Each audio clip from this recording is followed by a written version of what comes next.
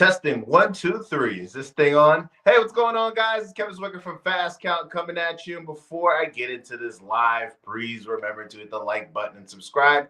Hit the like button and subscribe. Hit that like button and subscribe. Backlash 2025 is now in the books. From an in-ring standpoint, it was a very solid show. Very quick show, right? Just based off of the fact that it's 10 o'clock right now and the show has been over for at least 20 minutes.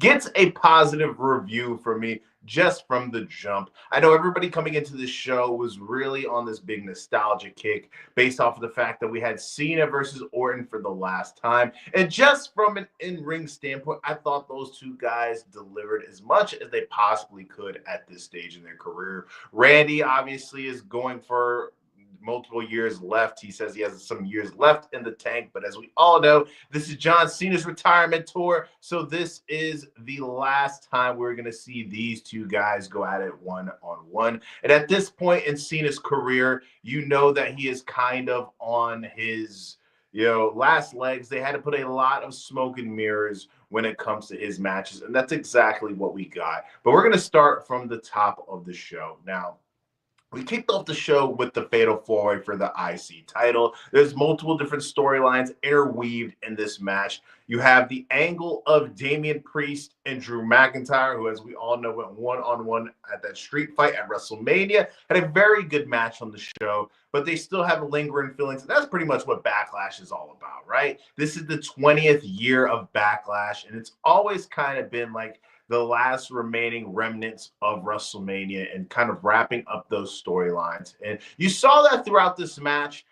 Jacob Fatu and LA Knight, they had their match at WrestleMania where we saw Jacob Fatu win the title. And throughout this match, we got those interactions, right? We had Drew McIntyre and Damian Priest going at it for the most part, and Jacob Fatu and LA Knight going at it for the most part. And there was moments in time where you saw each one of those individuals shine. You saw LA Knight be able to shine in the beginning of the match. You saw in the middle of the match, you saw Jacob Fatu. And then you saw at the most pivotal point of the match where Damian Priest and Drew McIntyre are brawling outside by the ring.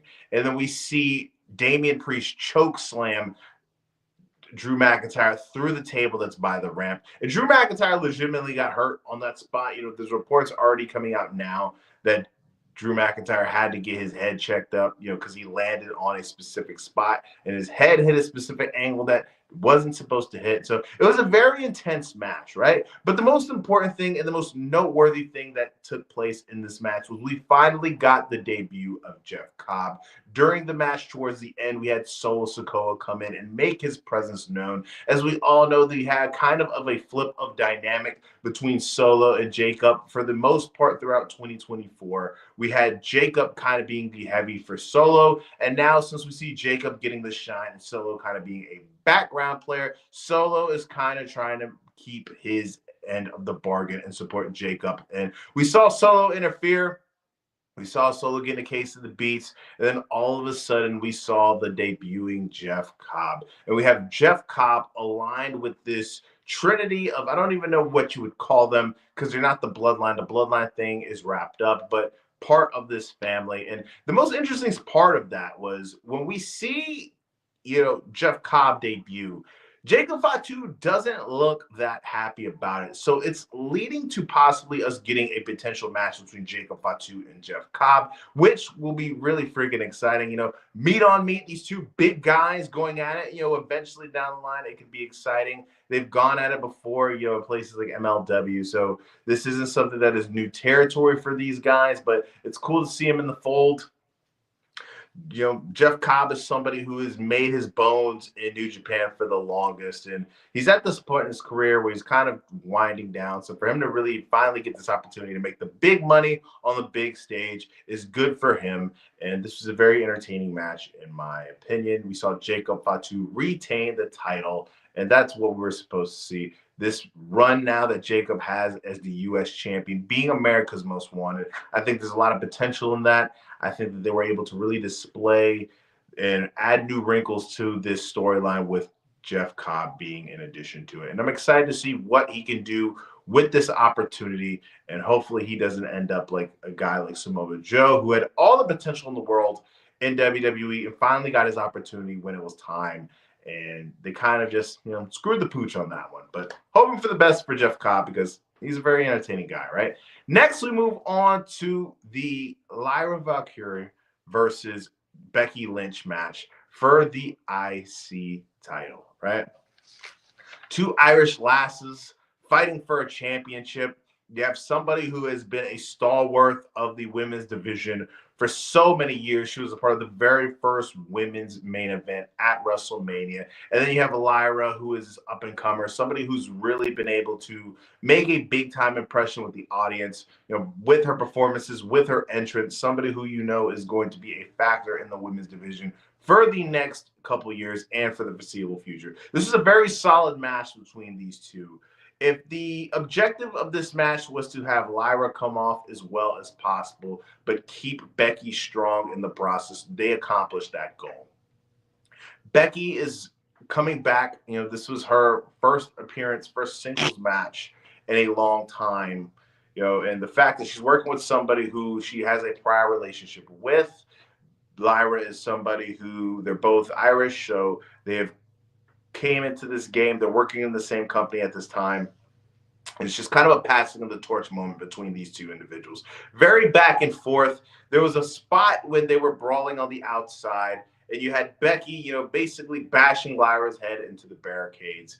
And you see Lyra's fiance, which never seen the guy before. And if you are a guy who is not so confident with the ladies, once you see this individual, you can now tell yourself that anything is possible, right?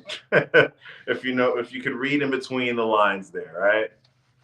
So we see at the end, Lyra picks up the win. She does a roll up, but you see Becky snap, hit her into this armor. You have all these different people, producers coming backstage to break it up. So even though Lyra won the match, Becky was the one who was standing tall at the end. I think that this was a good piece of business for the both of them. It's going to lead to a possible next match setting up and maybe have it at Saturday night's main event, maybe add Money in the Bank. But we are going to see another match between these two. Now, I think that what they should do is Becky should win the title.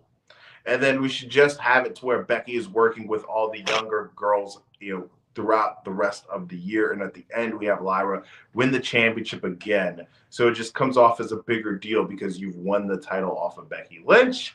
That's what I would do. I thought that Becky should have won this match. I'm not upset that Lyra won because obviously she is the future of the division and Becky is kind of already an established name. She and Charlotte are kind of in the same boat when it comes to that. To me, I feel like the women's division has kind of really passed those ladies up for now. And it's going to get even worse when you have potentially Mariah May coming in and you have Stephanie McCure and Julia and Jordan Grace, all these big time guns that are down in NXT that are possibly going to come up and take spots. I think it's going to be really hard for Charlotte and Becky and Alexa Bliss to really be able to, find their niche and find a productive role outside of putting over these younger women in the foreseeable future, right? Next, we are going to get into Dominic Mysterio versus Penta. Yes, the battle of the luchadors, the two greatest luchadors in wrestling today, right? Wink, wink. Rey Fénix would like to have a word about that, but sorry, guys. A little bit thirsty with all this talking. Now, Dominic Mysterio, one of the more valuable young guns when it comes to who is on the WWE roster. Penta obviously is somebody who's made a big-time impression since he's been in the WWE. I've made it very clear, I've stated it multiple times, that my favorite match in AEW history is the Lucha Bros versus the Young Bucks in a steel cage at All Out 2021. So I've been very impressed with what Rey Fénix and why does his name just come out of my why does his name and Penta have been doing since they've been on the main roster. And as we all know, man, Dominic Mysterio is not like his dad when it comes to in-ring work.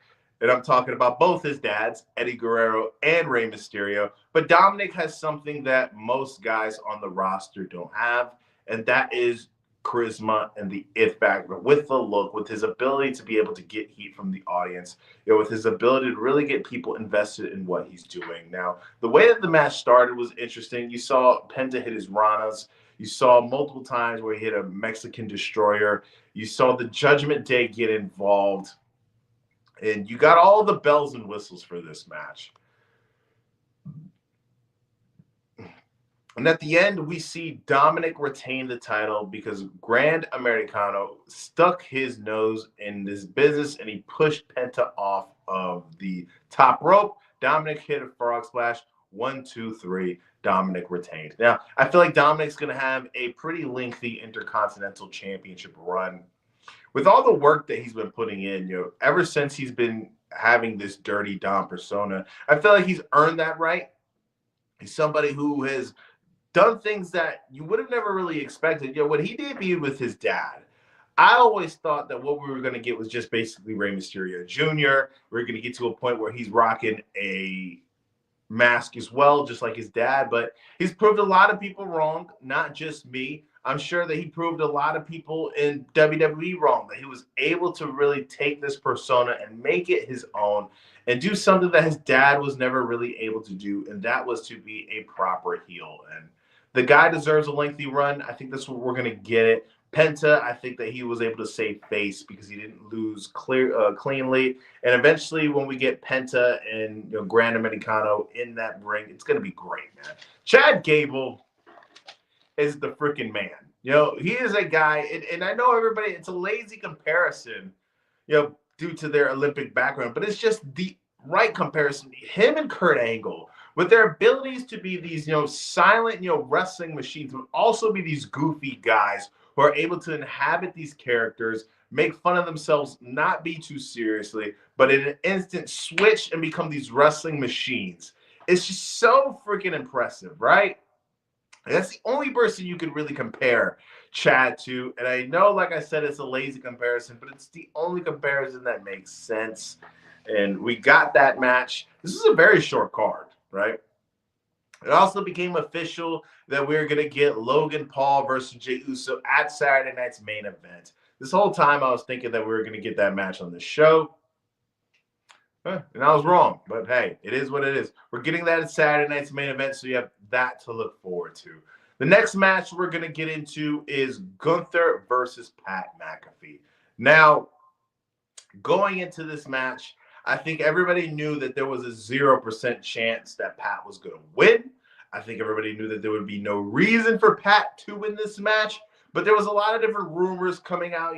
As soon as we get closer to these shows, you always hear rumors of potential debuts, potential returns. There was this rumor floating around that we could have possibly gotten the return of Goldberg and have him factor in this match, but we did not get that. What we got was a combination of two matches that really kind of come into my mind. And that was WrestleMania 31 with Brock Lesnar and Roman Reigns. And it was Brock Lesnar versus John Cena at SummerSlam. A little bit of a mixture of both, right? If you remember that match at SummerSlam where Brock just destroyed Cena and it was just this mauling, that wasn't exactly what we got. But if you remember that match at WrestleMania 31, there was a point in this match where it was just completely one-sided, but we had spurts of fight back from Roman Reigns. We got that with Pat, right? There was a lot of chops involved in this. And the point of this match where it got to the interesting part was when you had Michael Cole play, that Mickey role in Rocky or that Apollo role is like throw in the damn towel, right? Pat was in a chokehold. You had Michael Cole, begging, Gunther to take it easy, to wrap this thing up. And then you had Gunther toss Michael Cole into the match. And you had Pat do the save. But for the most part, this was pretty one-sided. There was moments in time where Pat showed some fight.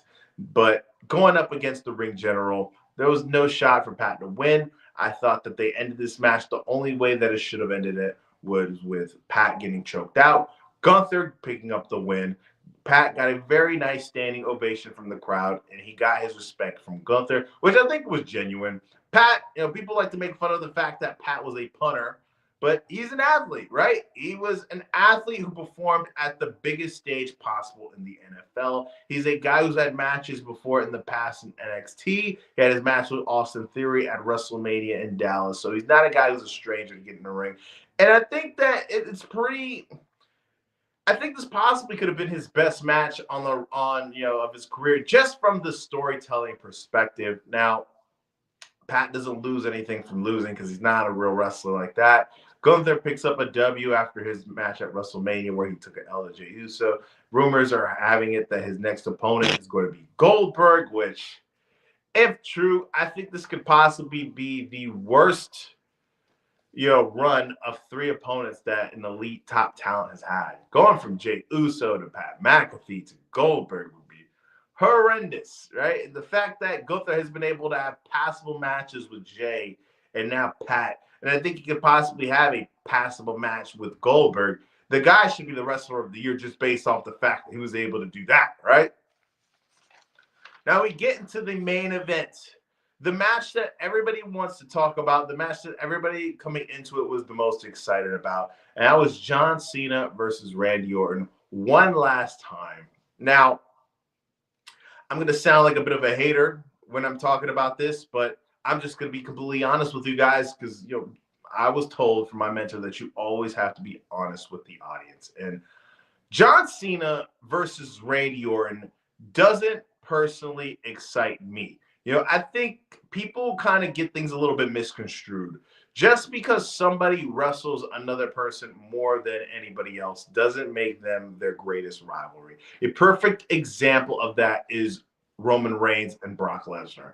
They wrestle each other a million different times, but I think out of the million times that they wrestled, maybe 2 of those matches were good, and one of those matches involved a tractor, right? So for me, the best rivals that John Cena had throughout his career, and this is in no chronological order, it's Edge, CM Punk, Kevin Owens, and AJ Styles. You can turn on any of those matches that he had with those guys, and all of them are straight fire, right? I think out of the million matches that he had with Randy, surprisingly, this one is going to be closer to the top of the list than the other ones because obviously the crowd was going to be very hyped for this, with this match being in Randy's hometown of St. Louis. Everybody was very much so on edge for this match. Everybody had their nostalgia glasses on for this. And for the most part, I think these 2 guys were able to deliver. John Cena at this career, he needs a lot of smoke and mirrors because, just to be completely honest with you guys, in-ring wise, John Cena is washed. He's been washed for a very long time, and that's just the truth, right? We can't sit there and dodge the truth. It is what it is, right? His match with Cody Rhodes at WrestleMania was garbage.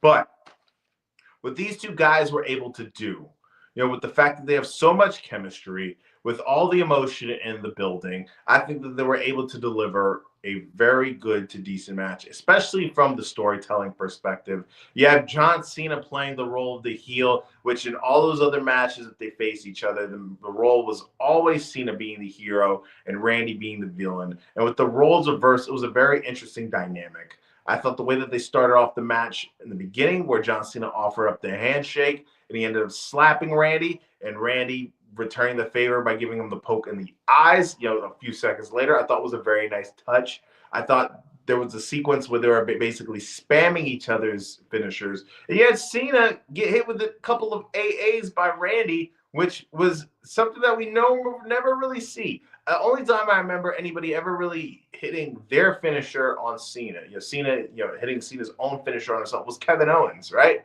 And those matches that they had back in the day was fire, like I said. But Randy had the crowd in the palm of his hands. Everybody was up for this. There was 3 separate referee bumps, and John Cena was healing it up. It feels like every single time a ref went down, his level of healiness went up another notch. He was able to pick up the W at the end of this. I thought the really interesting dynamic that we got was the fact that we had R-Truth being involved in this. And eventually it has to come to a point where you could have it where Cena uses R-Truth as like this gullible idiot. And then at the point where R-Truth isn't as useful for Cena anymore, Cena just, demolishes him. I think that would get him the most heat that he possibly could get.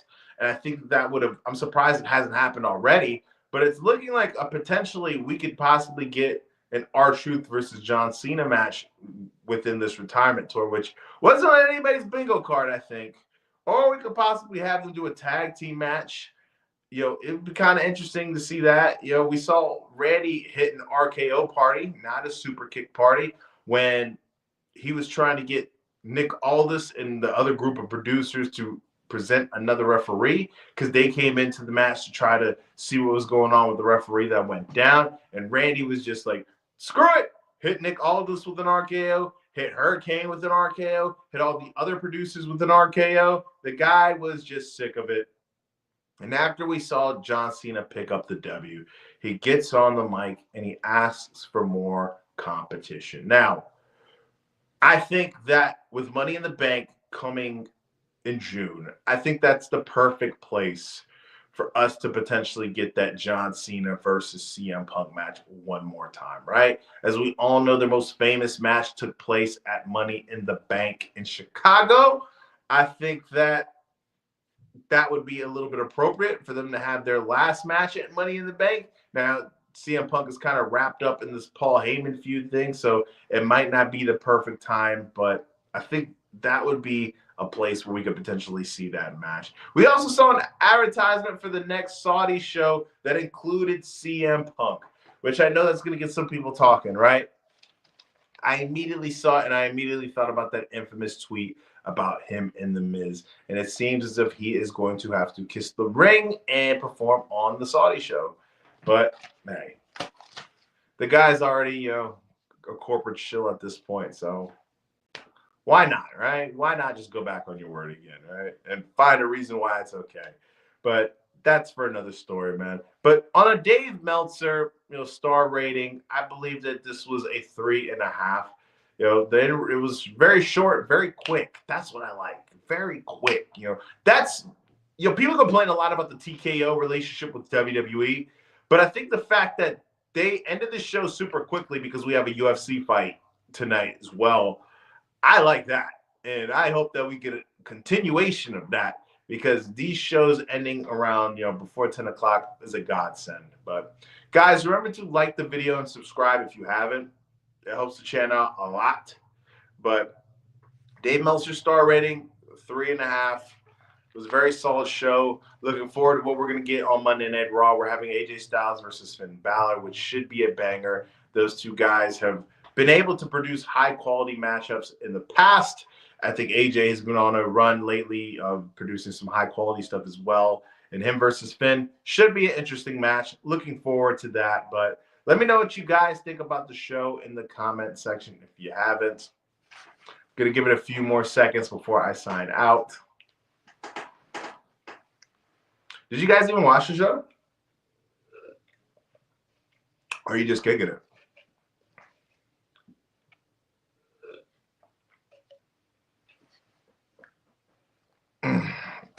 Anyways, guys, I am Kevin Zwicker. Remember to like the video and subscribe. Like the video and subscribe. Like the video and subscribe.